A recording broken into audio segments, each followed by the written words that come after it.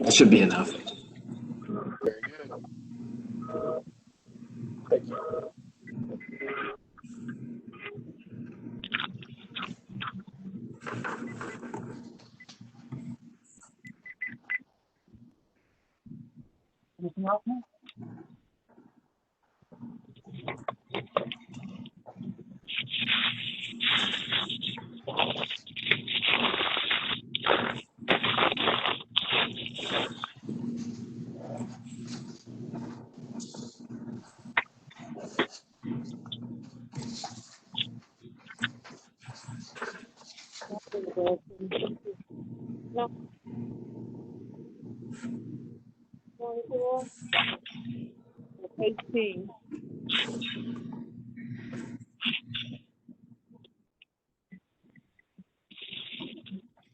Give me a solid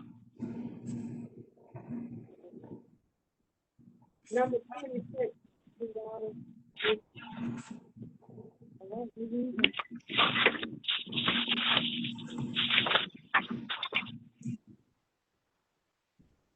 Thank you. Welcome everyone to this evening's beer board meeting. I will call it to order at 5:31 as the time. I will start out by asking everyone who's on the call or the meeting via WebEx, either video or call in, to please mute your line until it is time for you to speak. And we would appreciate that. A lot of times it gets, we get a good bit of feedback, and it makes it difficult for others to hear. So thank you very much. Again, we've called the meeting to order. Next, I'm going to call roll to verify that we do in fact have a quorum this evening, so that we can conduct Metro business. Ms. Jarman, are you with us? Mr. Bellamy? Present. Mr. Conway? I'm here. Mr. Perlin? Here. Ms. Spalding? Ms. Fox? Based on those, including myself, we have 4 members here today. Therefore, we do have a quorum. Next, I will ask our legal counsel, Mr. Garth, to explain to us the reasons and the authority that we have to maintain this method of conducting these meetings today. Mr. Garth. Thank you, Mr. Chairman. This meeting is permitted to be held in an electronic format under the Governor's Executive Order 16, as continued in its current iteration under Executive Order 71, so long as the board determines that the business conducted by the board is essential business. As such, the board may entertain a motion that the business before the board is essential business of the board, that the board chooses to meet in an electronic format, and that the board waives all rules or regulations to the contrary. Very good, thank you. We'll entertain a motion per Mr. Garth's request. So moved, Will Conway. Second, Chris Bellamy. Thank you. Any further discussion? All in favor, please signify your vote when I call your name. Mr. Bellamy. Aye. Mr. Conway. Yay. Mr. Perlin. Yay.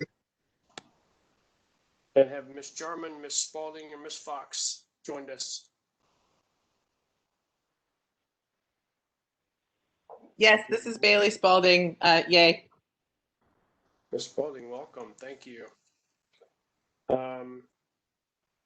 We have 4 yeas, no nays. Motion passes. Thank you again, Mr. Garth. Director McDonough, will you please help me keep an eye on the attendees just in the event that another board member comes in? Otherwise, I will not call roll to their name. I will, and I can confirm that Ms. Fox will not be on the call today, but I'm not completely sure about Ms. Jarman. All right, very well. Thank you. Thank you. Next on the agenda this evening is approval of the minutes from the previous meeting. I'll entertain a motion to do so. So moved, Will Conway. Second, Chris Bellamy. I have a motion and a second. Any discussion? Amendments, edits? Hearing none, as I call your name, I'll entertain your vote. Mr. Bellamy, Yay. Mr. Conway, Yay. Mr. Perlin, Yay. Ms. Spalding. Yay. 4 yeas, no nays, motion passes, minutes are approved. Next, I'm going to read a memo regarding appeals. If you are not satisfied with the decisions of the Metropolitan Beer Permit Board regarding your application or your hearing, you may appeal the decision to the Davidson County Chancery or Circuit Court pursuant to the requirements set forth in TCA 57-5-108. The decisions of the Metropolitan Beer Permit Board take effect on a date to be determined by the board. However, you may file an appeal within 60 days of the date of entry of the board's decision. We advise that you seek your own independent legal advice to ensure that your appeal is filed in a timely manner and that all procedural requirements have been met. Next on the agenda is approval of applications based on staff recommendations. These following applications are in order,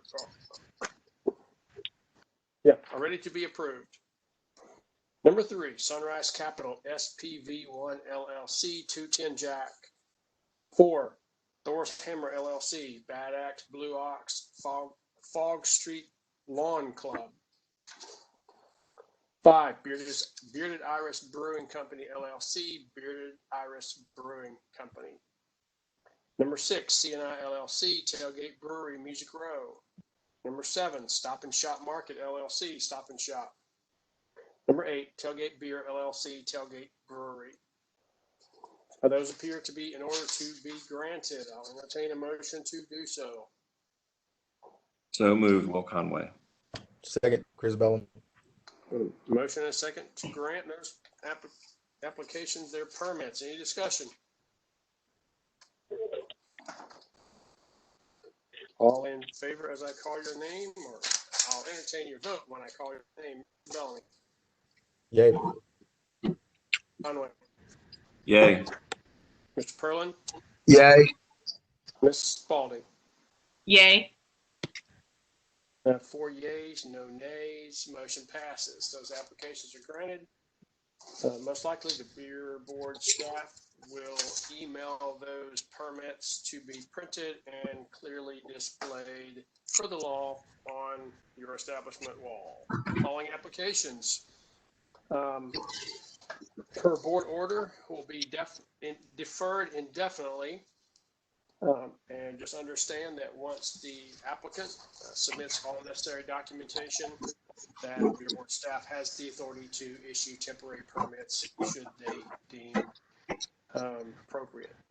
Number 9, Southern Grist Brewing Company, LLC, Southern Grist Brewing Company. 10, Southern Grist Brewing Company, LLC, Southern Grist Brewing Company, that's a delivery curbside. Number 11, HASD, LLC, Tailgate Brewery, East Nashville, that's a delivery curbside. Number 12, Shep's Nashville, LLC, Shep's Delicatessen. 13, Vishnu Krupa, LLC, Cambria Hotel and Suites, Nashville Airport. 14, Hops and Crafts Gulch, LLC, Hops and Crafts Gulch. 15, Blanco 5B, Nashville, LLC, Blanco Tacos and Tequila. 16, Rock and Dough Pizza Company, LLC, the Rock and Dough Pizza Company. Number 17, ILS Inc., I Love Sushi. Number 18, Yoshi Sushi and Thai Inc., Yoshi Sushi and Thai.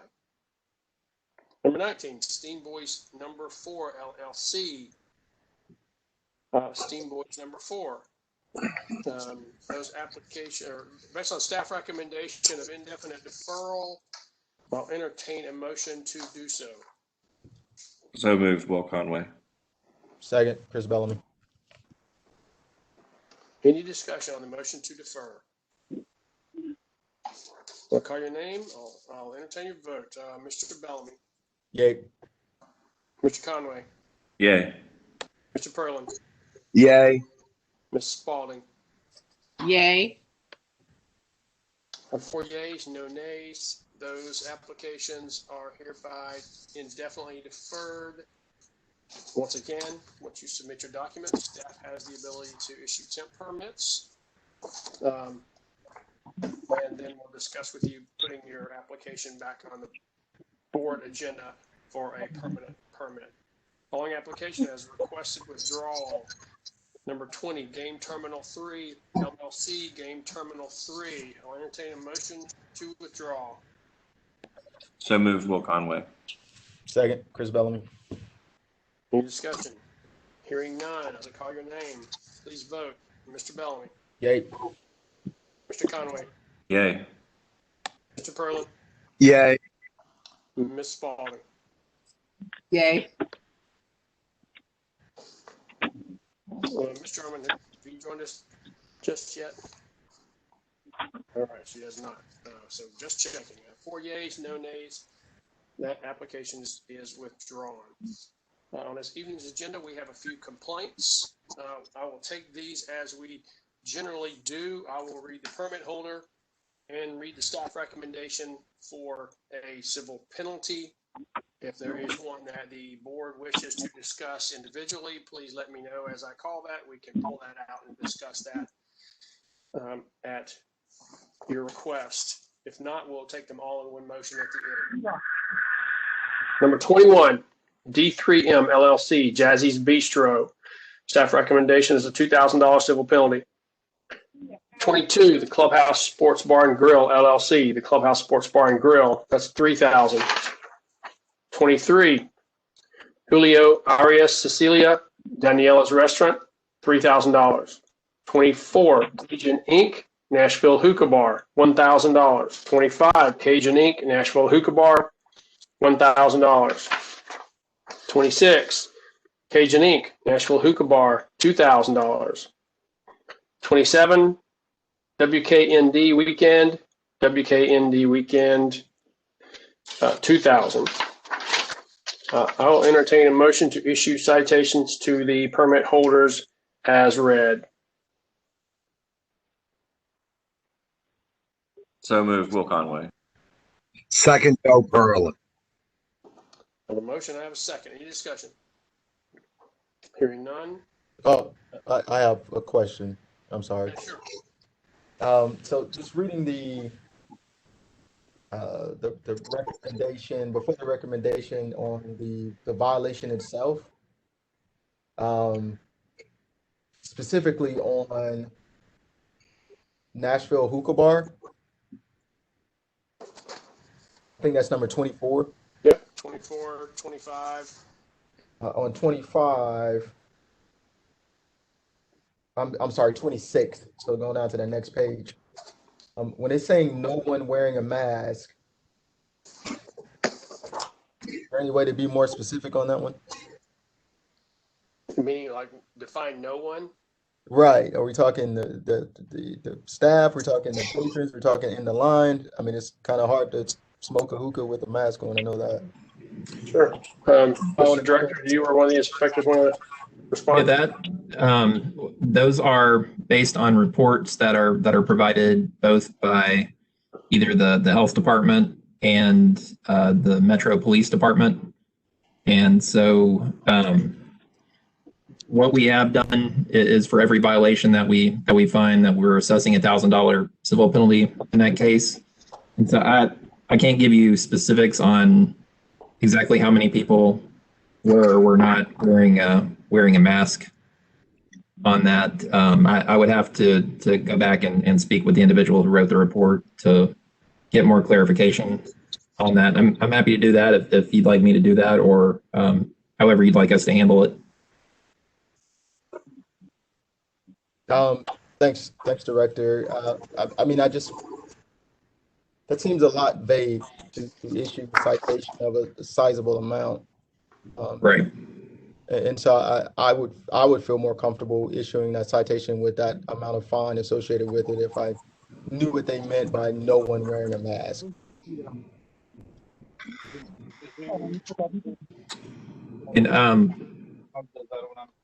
And I don't want to put we have Hugh Atkins here with the health department. I don't want to put him on the spot. He may be able to provide more input on that. I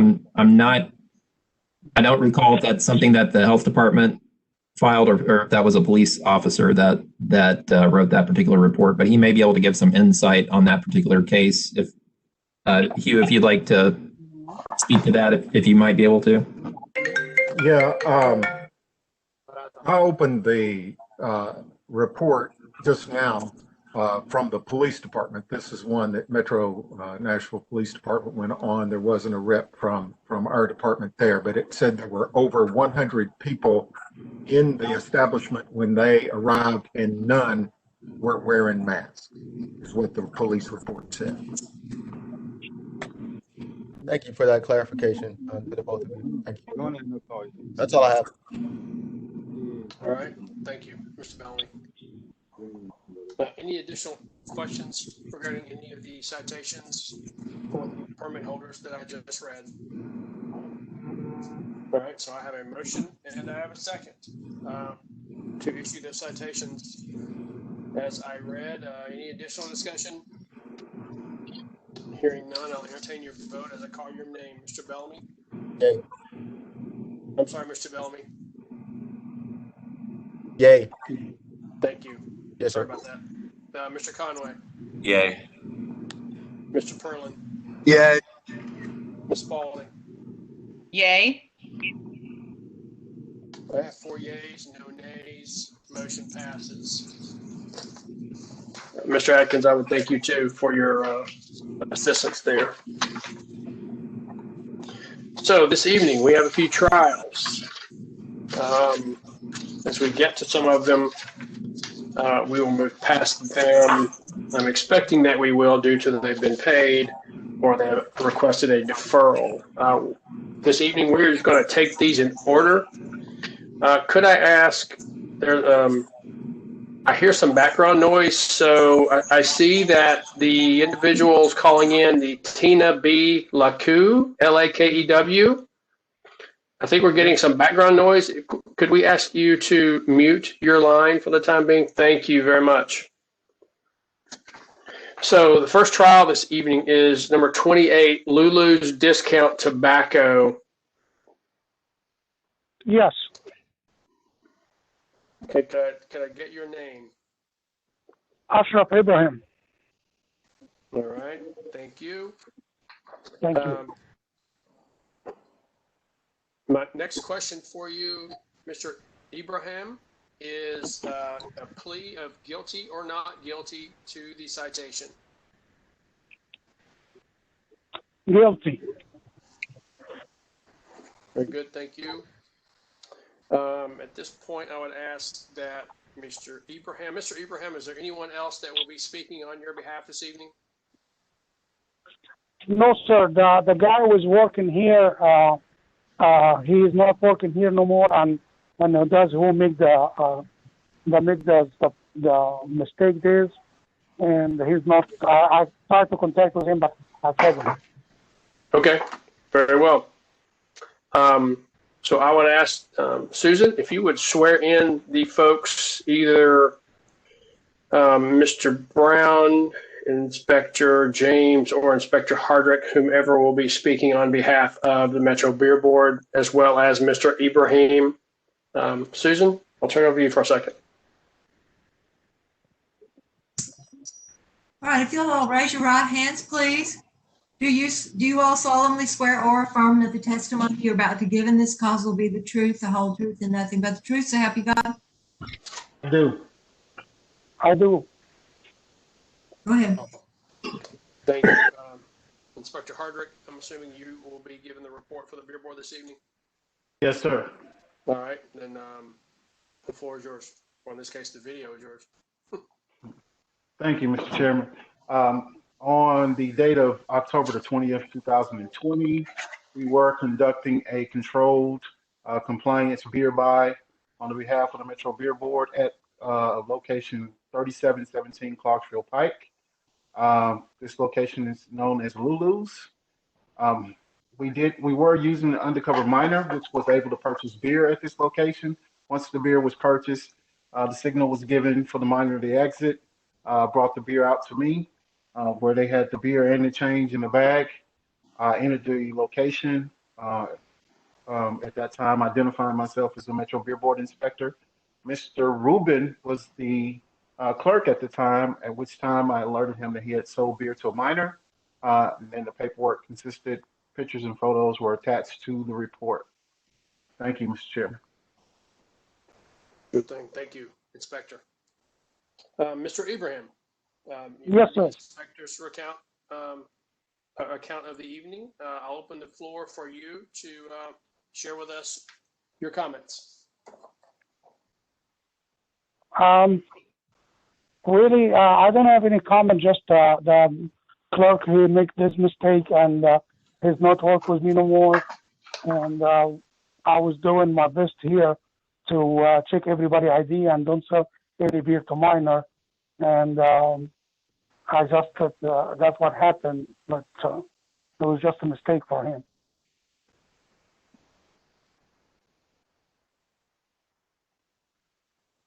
Okay.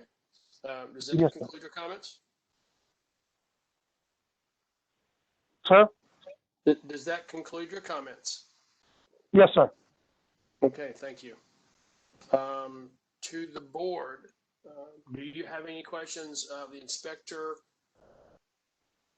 or Mr. Ibrahim, the permit holder?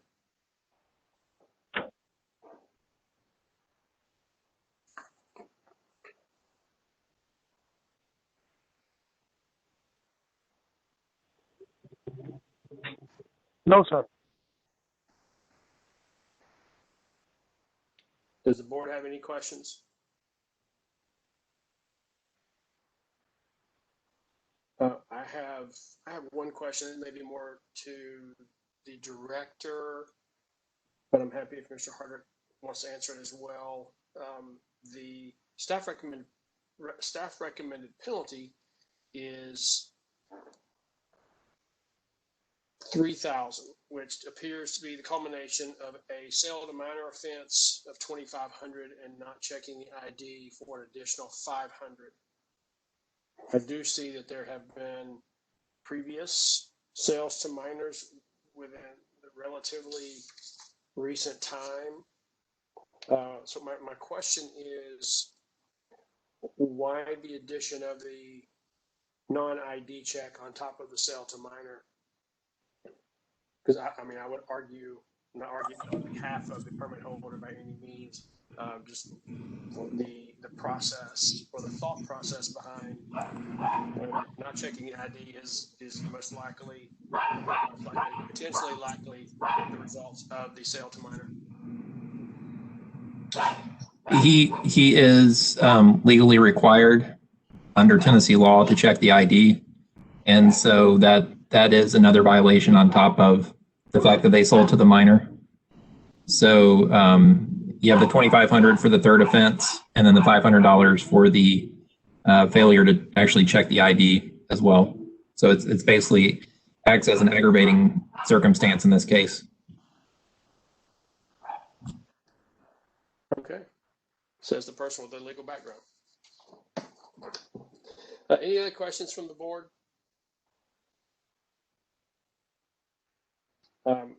Hearing none, the permit holder has pled guilty, so there's no need to sustain the citation. At this point, I would request a motion for penalty.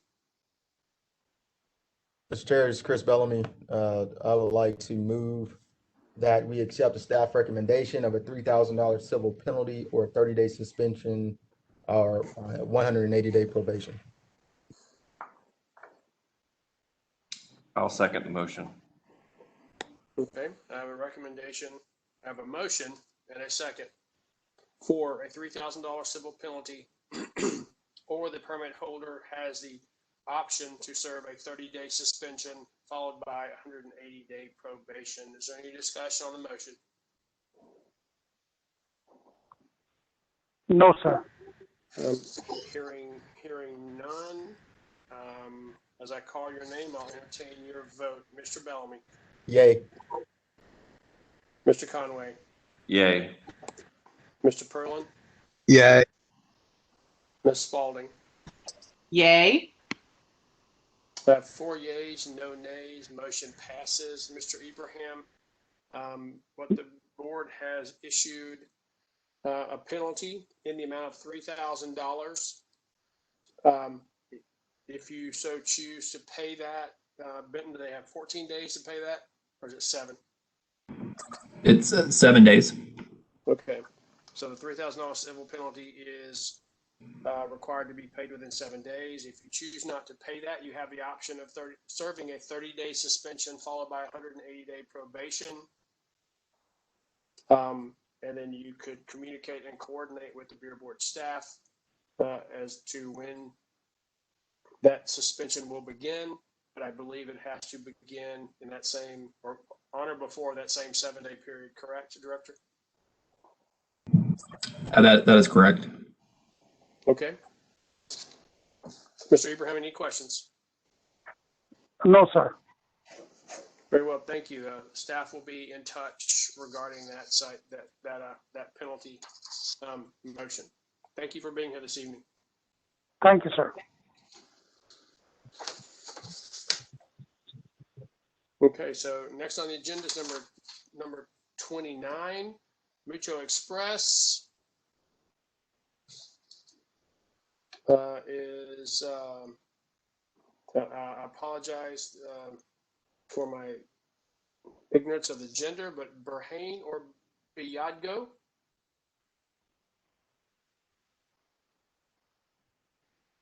Yes. Hello. Yes. Who is speaking? Berhane. Mucho Express. Okay, Mr. Bahani. Yes. Tina Biadgo. Yes. So your Tina Biadgo is on here as well? Yes, sir. Both of us.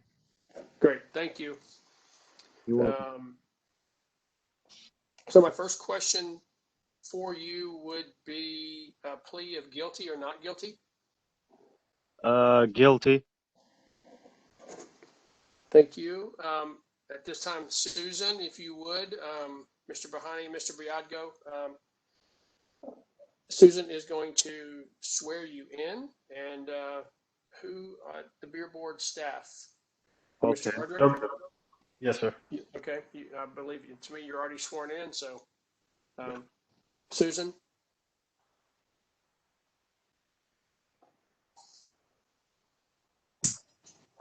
Okay, if y'all have raised your right hands, please. Do you all solemnly swear or affirm that the testimony you're about to give in this cause will be the truth, the whole truth, and nothing but the truth? I swear. And witnesses, please identify yourself when you speak, because I can't see you. My name is Berhane, and I swear. Okay. Very well. Okay, Mr. Hardrick.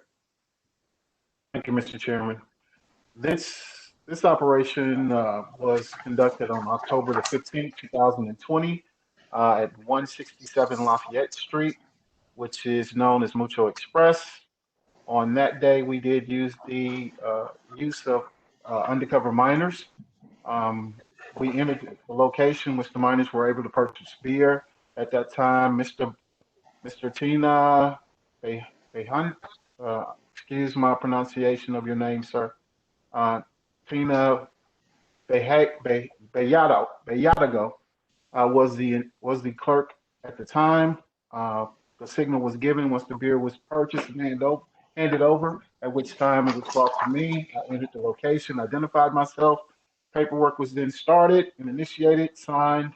Mr. Behani also wrote a statement here that says in his own handwriting, the man that I sold the beer to looked old. I didn't think that he was under the age. Signed by Mr. Tina.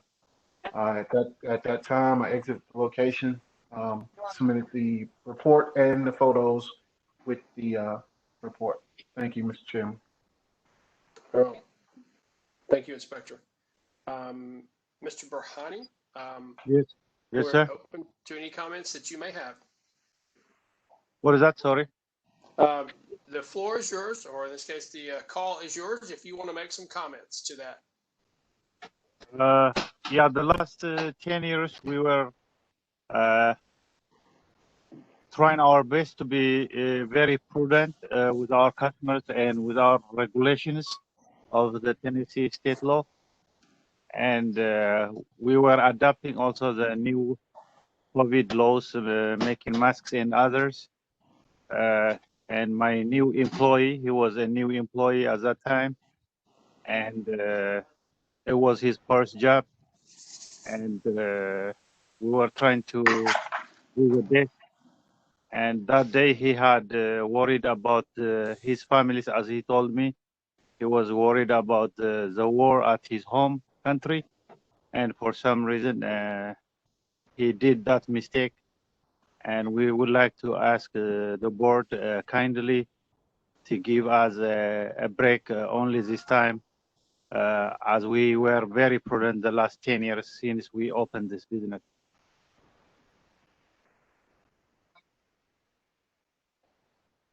Okay. Mr. Brahani, does that conclude your comments?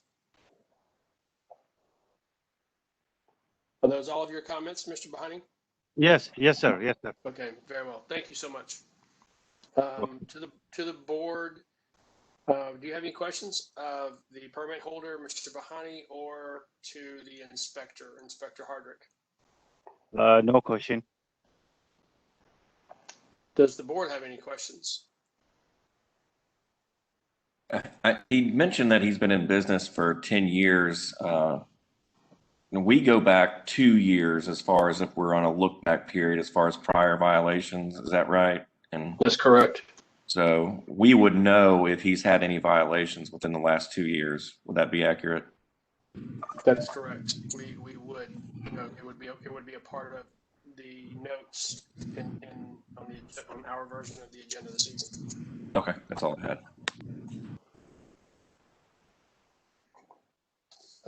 Okay. Any other questions from the board? If not, the permit holder has pled guilty. At this time, I would entertain a motion for penalty.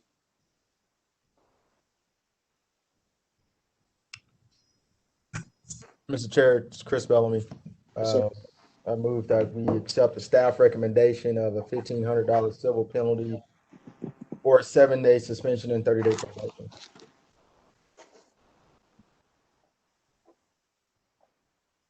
Thank you for the motion. Do I have a second? Second, Joe Perlin.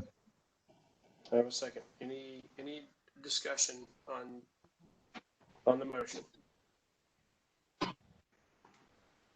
So I have a motion for a $1,500 civil penalty. If the permit holder chooses not to pay the civil penalty, they may choose to serve a 7-day suspension followed by a 30-day probation. Any discussion? Hearing none, I will entertain your vote on the motion when I call your name. Mr. Bellamy. Yay. Mr. Conway. Yay. Mr. Perlin. Yay. Ms. Spalding. Yay. Thank you. I have 4 yays, no nays. Motion passes. Mr. Brahani, the board has issued a penalty, a money penalty or monetary penalty of $1,500. If you choose, you may pay that within the next 7 days, and you may continue to sell beer at your location as you have done in the past, legally, we hope. Or if you choose not to pay the $1,500, you may serve a 7-day suspension followed by a 30-day probation. And by suspension, that is in essence communicating again and coordinating with the staff to lock your beer supply up to serve that 7-day suspension, meaning that you won't be able to sell beer for a continuous 7-day period. Any questions?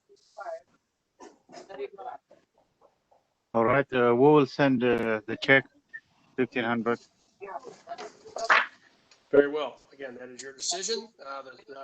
The staff will be in communication with you regarding that citation. Thank you for being here this evening. Thank you. Number 30, the Nashville Palace Partners LLC, the Nashville Palace. To the board, as you will see on our notes, the permit holder has requested to defer to the March 24 beer board meeting. Is there any objection to that deferral? And if not, I would entertain a motion to defer to March 24th. Did he have a reason why? That's not part of our notes. That's all right. There was appeared to be a scheduling conflict. Are we done? We leaving the meeting? Yes, Mr. Bahani, you may leave the meeting Thank you. if you like. You can stay and listen, but you may leave. Thank you. Thank you. Any additional questions? If not, can I get a motion to defer to March 24th? So moved, Will Conway. Second, Oberlin. A motion and a second. As I call your name, I'll entertain your vote on the motion for deferral. Mr. Bellamy. Yay. Mr. Conway. Yay. Mr. Perlin. Yay. Ms. Spalding. Yay. Thank you. We have 4 yeas, no nays. That hearing is deferred to March 24. Number 31, Donut Distillery. They paid the civil penalty. I guess after the agenda had already came out, but before today. So I'll entertain a motion that we accept their payment of a civil penalty as satisfaction of their citation. Chris Bellamy, so moved. Second, Will Conway. A motion and a second. As I call your name, please deliver your vote. Mr. Bellamy. Yay. Mr. Conway. Yay. Mr. Perlin. Yay. Mr. Spalding. 4 yeas, no nays. That civil penalty payment is accepted. Number 32, Bar East LLC, PH Craft Cocktails. Is Mr. Capehart with us this evening? I think I see his name up there. Good evening, Marcus Capehart here. Good evening. Which inspector will be a part of this hearing today?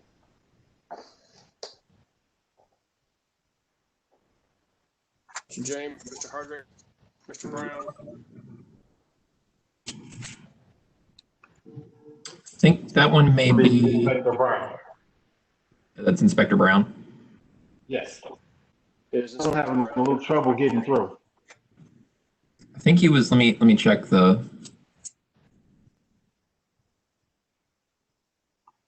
Hold on, just a moment. While you're doing that, let me ask Mr. Capehart. My first question for you this evening is a plea of guilty or not guilty? We'll plead guilty. Okay. Thank you. We need Inspector Brown unmuted. He's caller number 9. User number 9.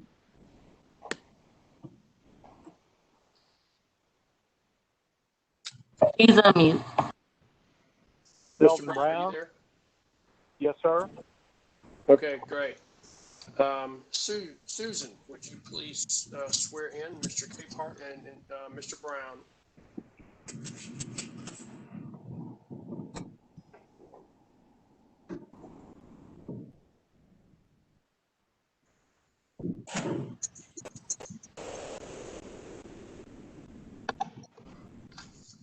Susan? Let's see that you're, there you go. Did you not hear me? Nope. Now we can. Okay, sorry. All right, if you'll raise your right hands, please. Do you both solemnly swear or affirm that the testimony you're about to give in this cause will be the truth, the whole truth, and nothing but the truth? Yes. Okay. Melvin Brown, I do. Very well, thanks. Mr. Brown, we will hear from you first. Yes, sir. My apologies. I don't have connectivity, so I don't have a report in front of me. But if my memory serves me correct, this is part of the group of charges that the Metro Nashville Beer Board works in coordination with the Middle Tennessee division of the Tennessee Alcoholic Beverage Commission. But rather, when we work with them and their team makes a buy on a beer permit holder that is also an ABC licensee, it seems a little harsh because to charge them with a sale to an under 21 person, that has an escalating penalty for subsequent offenses. Therefore, in lieu of doing that, we recommend a lesser fine and charge them with the other offense of allowing criminal conduct, to wit, the sale to a minor, violation of TCA 57.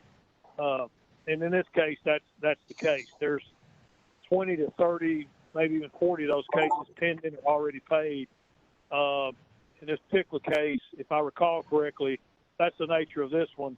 So again, just for the board's edification, we don't charge them with a sale because that has an escalating penalty for multiple offenses, and that seems kind of harsh because they're actually, even though there's not legally a double jeopardy, they are answering to two different regulatory agencies for the same activity. So we didn't want it to count against them for a similar mistake in the future. We kind of give them a clean slate. Okay. Does that conclude your comments? Yes, sir. Very well. Thank you, Mr. Brown. Mr. Capehart, we'll hear from you. Yeah, I appreciate that. That's essentially what I was going to say. The offense happened almost a year ago to this date, and then we received the citation not too long ago. The employee who was guilty has been taking corrective action against. All the staff has been retrained. That employee who was guilty has had to face some legal consequences of his own resultant from that as well.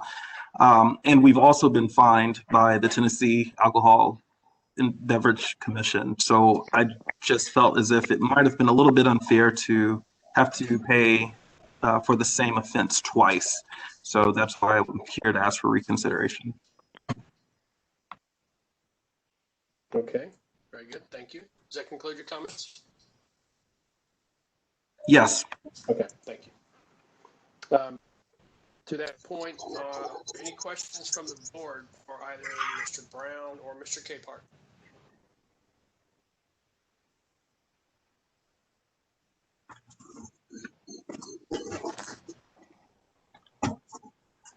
Any questions from the board? I probably missed it, but so how much did he already pay before today in fines on this offense? Mr. Capehart? I need to take a look at the records, but I believe it was a $1,500 penalty.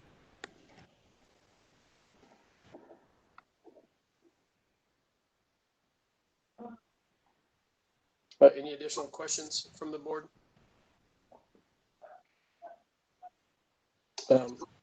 If none, then the permit holder has pled guilty, so there's no need to sustain the citation. I would entertain a motion from the board for penalty.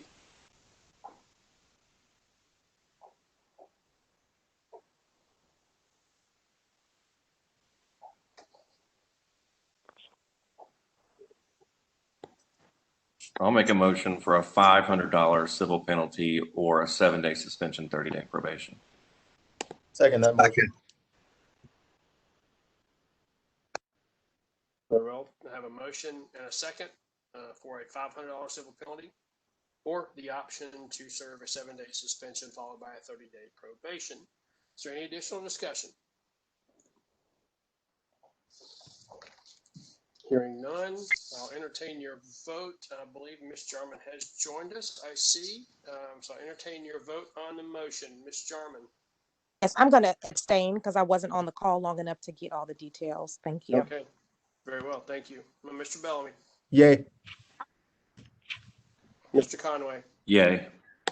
Mr. Perlin. Mr. Perlin. I believe you're muted. Yay. There you go. Ms. Spalding. Yay. 4 yeas, 1 abstention. Motion passes. Mr. Capehart, the board has issued, which I would point out that it is a bit of relief, but the board has issued a bit of relief based on the initial staff recommendation. The board has issued a fine of $500, or you have the option of serving a 7-day suspension followed by a 30-day probation. As you've heard me say in other cases earlier, you have 7 days to pay the fine or decide to serve the suspension. That is completely up to you, and you can communicate with staff for which of those you choose to serve or pay. Any questions?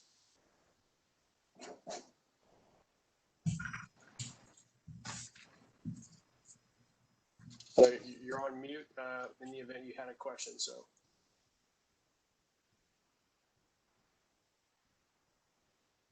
Okay. Thank you for being here this evening. Sorry about that. I lost my connection, but no, I understand. Yeah, I appreciate. I got the final ruling. Thank you. Okay, good. All right. Thank you. Have a good evening. Thank you for being here this evening. All right, number 33 on the agenda. The civil penalty has been paid prior to this evening's meeting, but after the agenda had already been published, I will entertain a motion to accept the payment to satisfy the citation. Chris Bellamy, so moved. Second, Will Conway. Motion and a second. Thank you. I'll entertain your vote as I call your name. Ms. Jarman. Yay. Mr. Bellamy. Yay. Mr. Conway. Yay. Mr. Perlin. Yay. And Ms. Spalding. Yay. 5 yeas, no nays. Motion passes to accept payment for satisfaction of the citation. Okay, number 34, Amal Mina. Jerry Sitko. Is Amal Mina or Wild Caldez with us this evening? Ben, do you have those folks' numbers so that Kenya could unmute? Sorry about that one, Mr. Chairman. The attorney for that particular respondent contacted us, I believe it was yesterday afternoon after we sent out the staff recommendations, and he has a scheduling conflict and asked that we move it to the night meeting in February. Well, what is that date, please? February 24th. So the request to deferral until February 24. Unless I hear any objection to that deferral, I would entertain a motion to accept their deferral request to February 24 meeting of the Metro Beer Board. So moved, Chris Bellamy. Second, Will Conway. Any discussion? Hearing none, I'll entertain your vote as I call your name on the motion. Entertain a vote on the motion as I call your name, Ms. Jarman. Yay. Mr. Bellamy. Yay. Mr. Conway. Yay. Mr. Perlin. Yay. Mrs. Spalding. Yay. Thank you. I have 5 yeas, no nays. Motion to defer to the February 24 meeting passes. Number 35, Cox Oil Company, Inc., Little General number 72. Is a Kevin Walker or Tina Huffines with us this evening? Or Director, do you have those numbers? For Kevin Walker's on. All right. Mr. Walker, do you know if Tina Huffines will be with us this evening? I do not. I've been unable to contact her over the last 14 days. Okay, very well, thank you. For the beer board, who will be speaking on this case? Be Inspector Hardrick. Very good. Mr. Walker, are you the permit holder? No, sir. I'm an area supervisor with the company. Okay, then as a representative of the company, I'll ask for your plea of guilty or not guilty this evening. Guilty. Very well, thank you very much. At this point, Susan, Mr. Hardrick has already sworn in this evening. Would you be so kind to swear in Mr. Walker? Would you raise your right hand, please? Mr. Mr. Walker, Yes, do you solemnly swear or affirm that the testimony you're about to give in this cause will be the truth, the whole truth, and nothing but the truth? I so swear. Thank you, Mr. Walker. Mr. Hardrick, we'll hear from you first. Thank you, Mr. Chairman. On January the 7th of 2021, we were conducting a controlled compliance beer buy using undercover miners at 500 Hickory Hills, which is known as the Little General number 72. At this point, the miner was sent in using their own ID. The ID was checked and looked at, but the beer was able to be purchased anyway. At that point, the signal was given. The miner brought the beer out to me. I entered the location, identified myself as a Metro Beer Board inspector, and the paperwork was started. Photos and report was attached to this report. Thank you, Mr. Chairman. Thank you, Mr. Hardrick. Mr. Walker, we'll hear from you. Yes, sir. First and foremost, thank you for your time tonight. Before we hire anybody, the first thing we do is we go through the beer training program with Tennessee ID. Ms. Huffins did complete that with a score of 90%. I personally administered that to her when she got done. We cover any missed questions. During the orientation, before they're ever allowed on a register, we cover it again. Item number 17 is instruct trainee on laws and importance of not selling alcohol and tobacco to minors or intoxicated persons. Review incorrect test answers.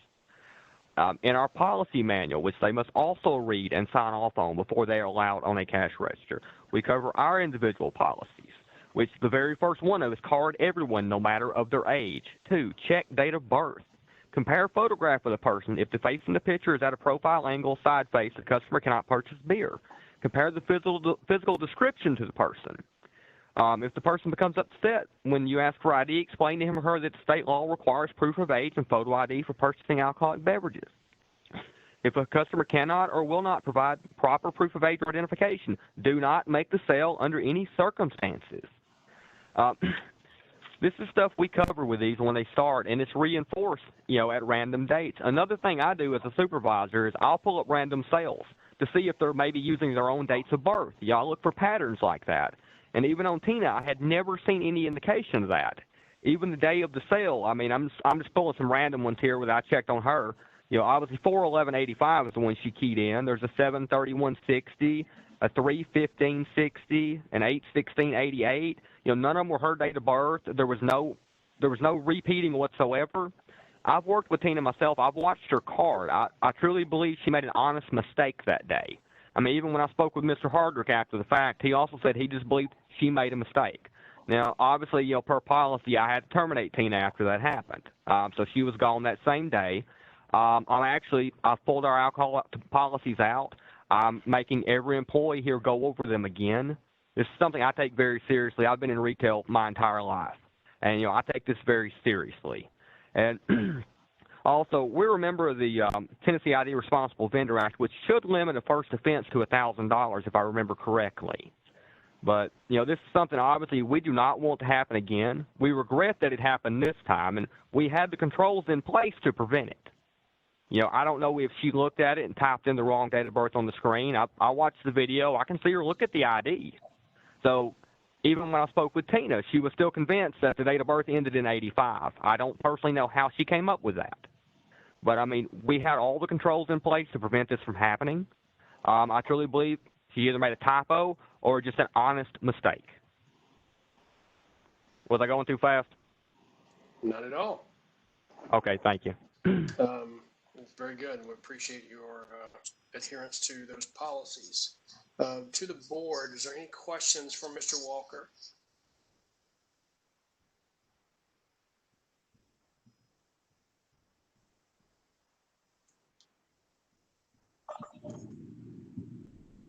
Or the inspector? Mr. Chairman, I'm sorry to interrupt. I just want to say that we're double checking to make sure that that they are a member of the Responsible Vendor Program. That's something that we always check, and we're not aware of that. But we'll go back and contact the TABC again to make sure and look through our files. Okay. So Mr. this is Chairman, something, I'm sorry, you were about to say something. Mr. Bellamy, go ahead. Yeah, I was, in light of the director's comment, is that something they check, you can check quickly, or is that something that, should we table this and come back? And obviously, if that's a $500 difference, that's, or the fact that if they're a part of that program, that should factor in. So what's the best way to do this? I would recommend either table it or if you wanted to adopt it at 1,500 and then say if it turns out that he is that they are a member of the vendor responsible vendor program, then it'll be 1,000 at that point. We'll make sure to verify that. But we keep up with a pretty up-to-date list with the TABC. I mean, we're checking with them every couple of weeks or every month at least. So yeah, I would concur with those comments that statutorily we can't penalize them more than $1,000 in that case if they are in fact a responsible vendor. What I think would be appropriate this evening is for the board to act based on the commentary we have heard from Mr. Hardrick, based on the response we have heard from Mr. Walker. We can act on the matter in front of us. If the board sees fit to issue the citation as recommended by the staff, then by statute that will automatically be reduced to $1,000 if in fact they are verified as a responsible vendor. But to that effect, let's set that aside for the moment. Are there any questions for Mr. Hardrick or Mr. Walker? If none right away, I do have a comment from Mr. Hardrick. As I like to do from time to time when we're in a hearing like this and a permit holder says, or they, in essence, they quote or summarize a comment from one of our inspectors. In this case, Mr. Hardrick, Mr. Walker had stated that you felt like she made a mistake, an honest mistake. Can I get you to clarify your recollection of that commentary? Yes, sir. Thank you, Mr. Chairman. The comment was what it was. After going in and having a conversation with the young lady and noticing her body language and just that whole little short time of interaction with her, I did come to the conclusion for myself that it was not a intentional or it wasn't an intentional act with malice. I do feel like the young lady made an honest mistake. At the same time, I had a job to do. Okay, very good. Thank you. I appreciate that. To the board, are there any comments or questions?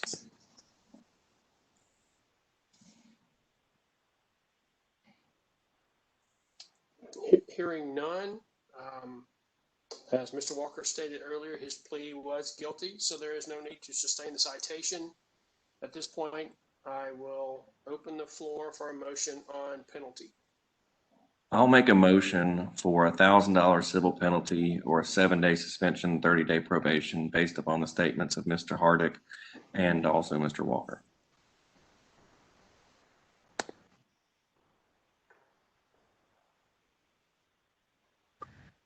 Second, Oberlin. Okay, I have a motion and I have a second. Is there any discussion on that motion? Mr. Chairman, I have a question for Mr. Conway. Is your motion dependent upon whether or not they're part of the program, the ID program?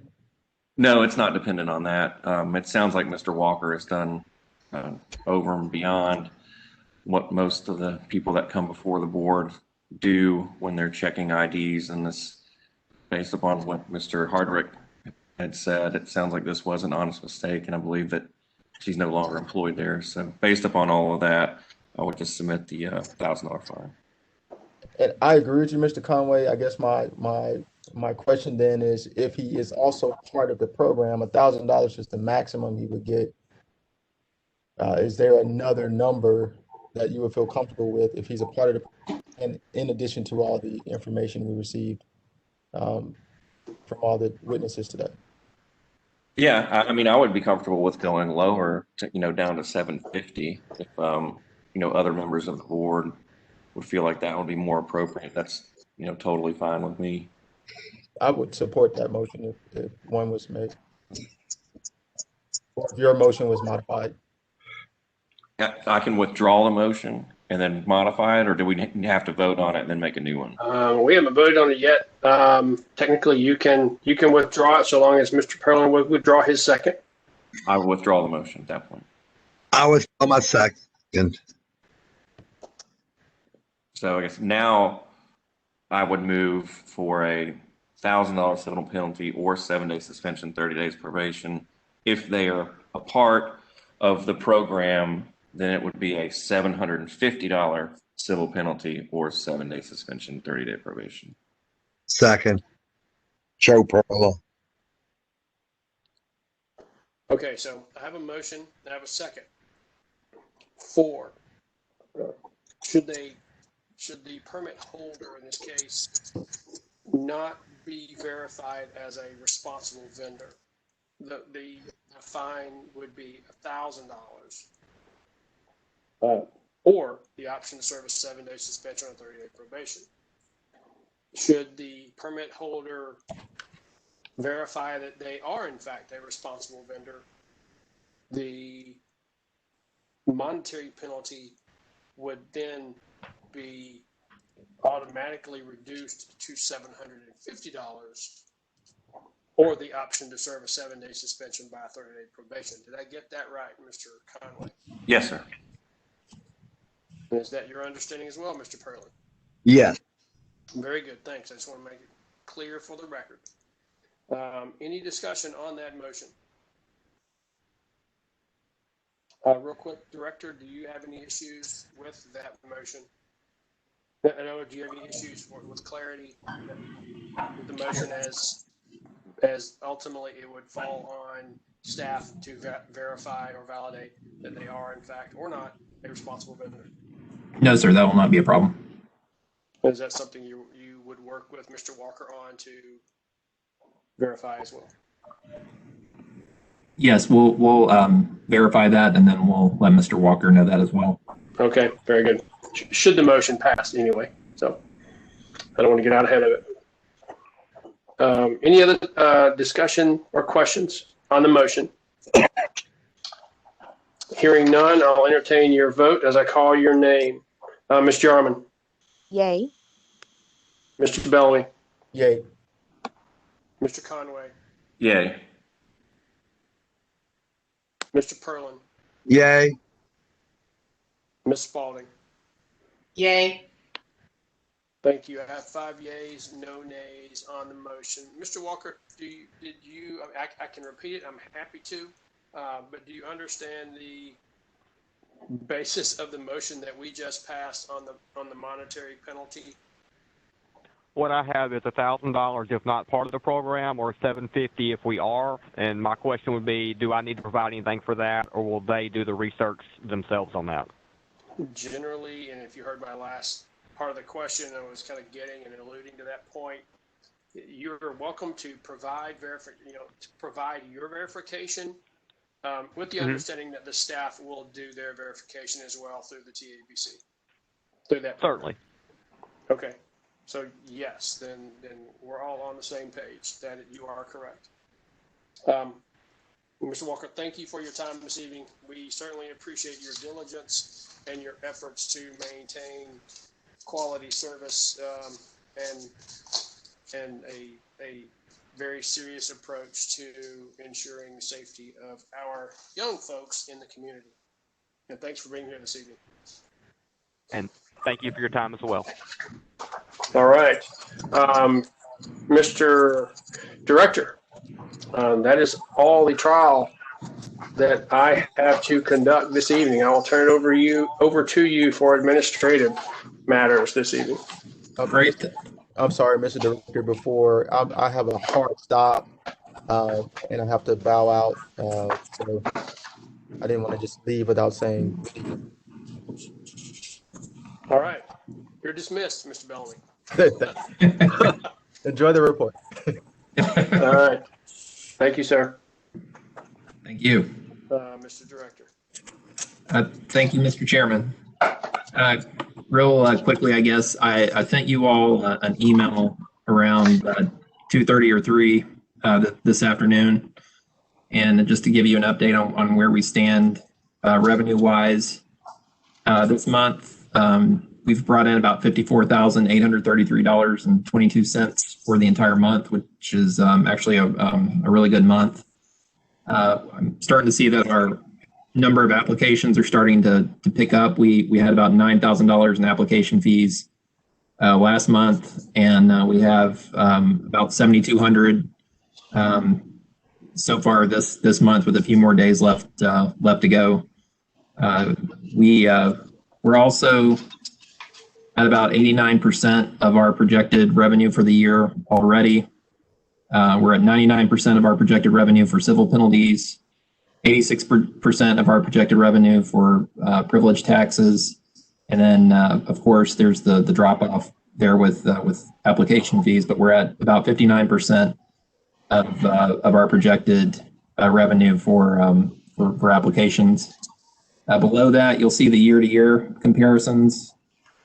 We continue to stay ahead of our previous years. Last year was our best year on record that since I've been here, and we're currently about $11,000, over $11,000 ahead of where we were this time last year. Also want to inform the board that coming up at the end of the week, January 31st to be exact, is the last date that individuals can pay their privilege taxes for 2021.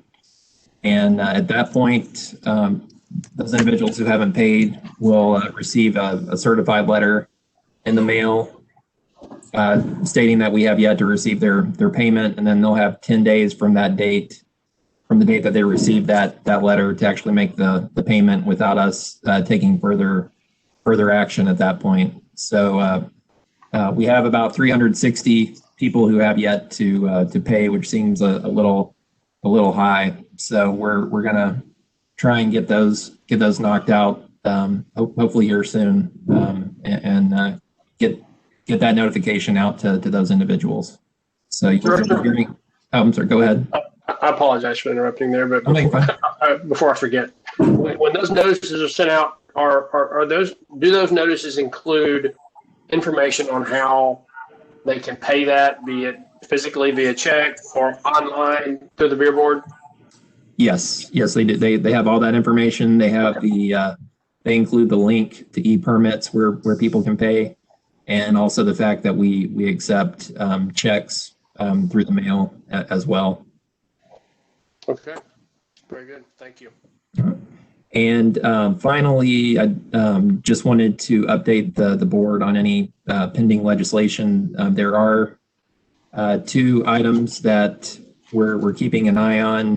One of them is that there was a bill that was presented, I guess it was last week, and it's to allow for permanent delivery and curbside across the state for liquor and wine and beer, and which I think on the whole is great, but we're concerned on the local level because that would probably, the way that it's currently written, could potentially, I guess, have an impact on our ability to collect revenue for those applications for delivery and curbside. So I'm going to keep an eye on that and work with the mayor's office on that as well to make sure that that we're all on the same page as far as what they're in agreement with as far as us moving forward on that bill, to see if maybe we can have a carve out for Metro Davidson so that we can still collect the revenue on those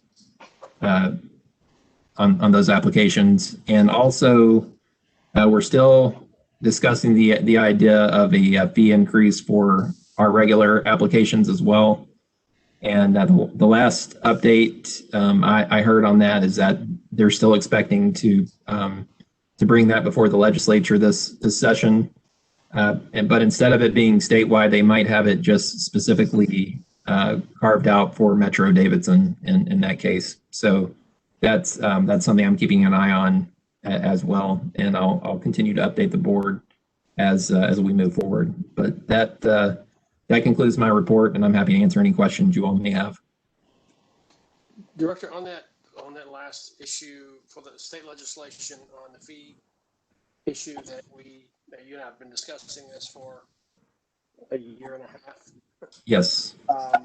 That carve out for Davidson, will it specifically note Davidson County, or will it carve it out based on the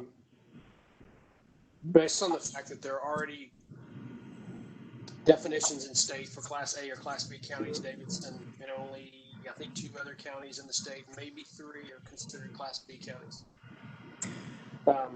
based on population. Right. I'm sorry. Go ahead. Do we know if it's carved out by county name, in this case Davidson, or is it carved out by county classification, A or B, being Davidson being like Davidson, Shelby, maybe Knox and Hamilton being other B class counties? Right. And I my understanding that it was just Metro Davidson, but that's probably something that we need to nail down moving forward.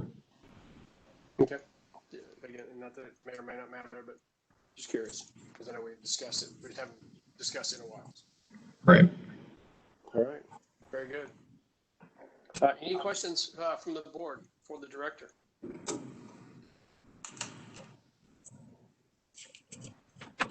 Director, any additional comments from you? Not at this time. I appreciate everyone jumping on the call. Very good. Well, likewise, appreciate everybody's attendance this evening. Thank you. And without objection to adjournment, hearing none, folks, we stand adjourned. Thank you so much. Have a good evening. Have a good rest of the week. Have a good evening. Y'all take care. Thanks so much. Thank you. Thank you.